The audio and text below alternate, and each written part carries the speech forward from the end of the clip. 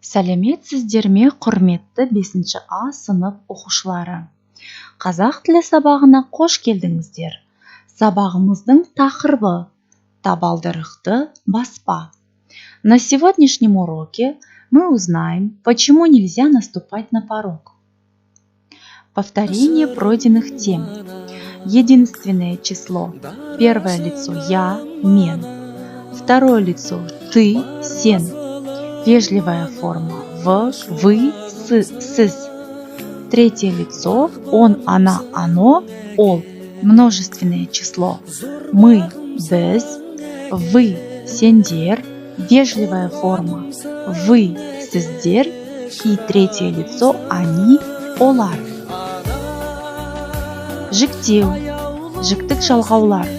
Первое лицо менің, окончание н. Отбасым, анам, әжем, інім. Менің отбасым, менің анам, менің әжем, менің інім. Екінші жақ сенің, окончание ың. Сенің отбасың, сенің анаң, сенің әжең, сенің інің. Вежливая форма сыпайы түрі сіздің, ныс, іңіз, іңіз. Сіздің отбасыңыз, сіздің анаңыз, сіздің әжеңіз, сіздің ініңіз. Третье лицо оның, окончание с, оның отбасы, оның анасы, оның әжесі, оның інісі. Жаңа сөздерді жаттайық. Жаман ырым, плохая примета. Тыйым сөздер. Тыйым – запрещать, то есть запрещенные слова или слова табу. Басу, баспау. Басу – наступать, наступить. Баспау – не наступать, не наступить. Например, такие запрещенные слова или запрещенные вещи. Малды ұруға болмайды. Нельзя бить скотину. Асты төкпе. Не проливай еду. Малға теріс мінбе. Не садись на скотину задом наперед. Құстардың ұясын бұзба. Оларды үркітпе. Не разрушай гнездо птиц. Не пугай их. А теперь задание с учебника. 12-ші бет, 2-ші тапсырма. Үйде үлкен адамдардан қандай тыйым сөздерді жиі естисің? Запрещают ли вам ваши родители какие-то вещи? Как вы думаете, почему некоторые вещи делать нельзя? И в каких случаях вы слышите запрет? Қазақ халқында табалдырық қасиетті ұғым. У казахов порог – это священное понятие. Ол үйдің сырты мен ішінің шекарасы, байлық пен кедейліктің де шекарасы. Граница между внутренним миром и внешним. Байлық пен кедейліктің шекарасы. И граница между бедностью и богатством. Табалдырық – бақыт пен жақсылықтың қарауылы. Порог – сторож счастья и добра. Табалдырықты баспа, бақыт қашады. Табалдырықта тұрма, үйге келетін жақсылықты қайтарма.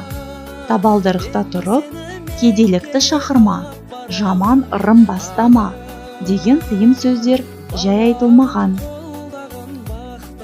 Такие слова, как «не стой на пороге», иначе счастье убежит. Не стой на пороге. Таким образом ты зовешь несчастье. Таким образом ты зовешь бедность. Это плохая примета.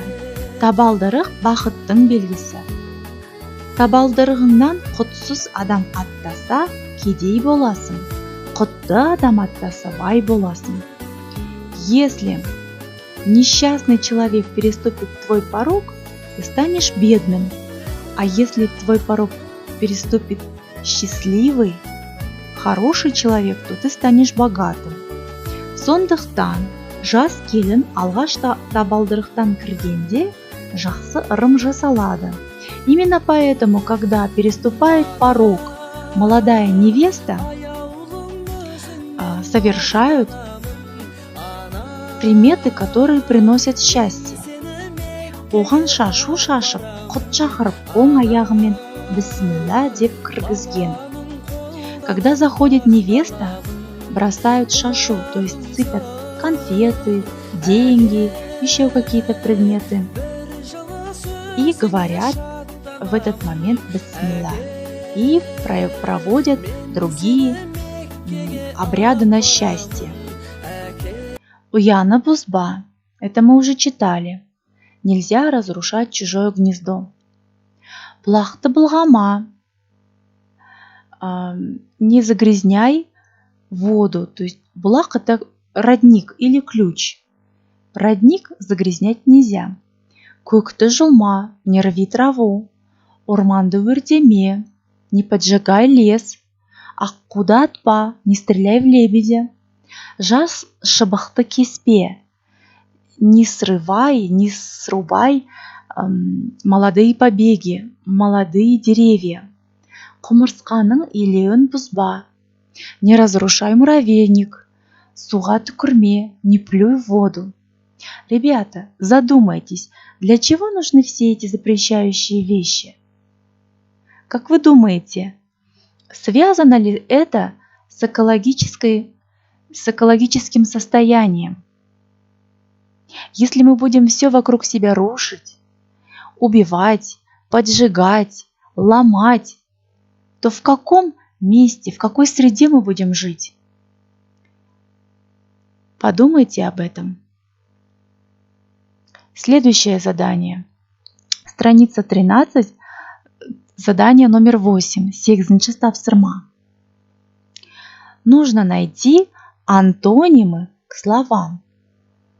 Что такое антонимы? Это слова, противоположные по смыслу.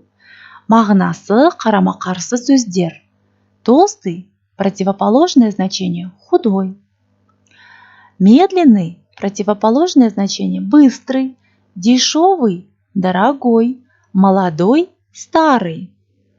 Высокий, а противоположное значение – низкий. Записываем в свои тетради. Қыркүйектің 14-і, табалдырықты баспа, 8-ші тапсырма. Қасиетті, священный. Сырты, снаружи. Төр, почетное место. Кедейлік, бедность. Жаман, плохой. Құтсыз, несчастный. Жас, молодой. Кіру, заходить. Атта, перешагивай. Оң, право. К этим словам нужно найти противоположные по значению слова. Мағынасы қарама-қарсы сөздерді табу керек. Қасиетті, священный. Противоположное значение будет маңызсыз или қасиетсіз.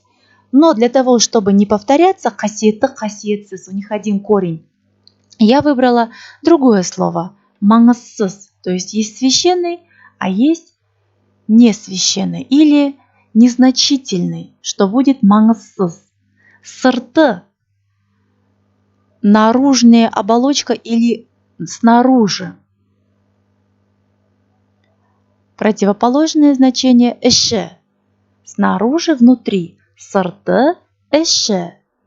Төр, почетное место. Противоположное значение босаға. Порог. Кедейлік, бедность, а противоположное значение байлық. Жаман, противоположное значение жақсы. Құтсыз, құтты или бақытты. Жас, молодой, противоположное значение. Кәрі, кіру, противоположное значение. Шығу, атта, тұр или можно аттама.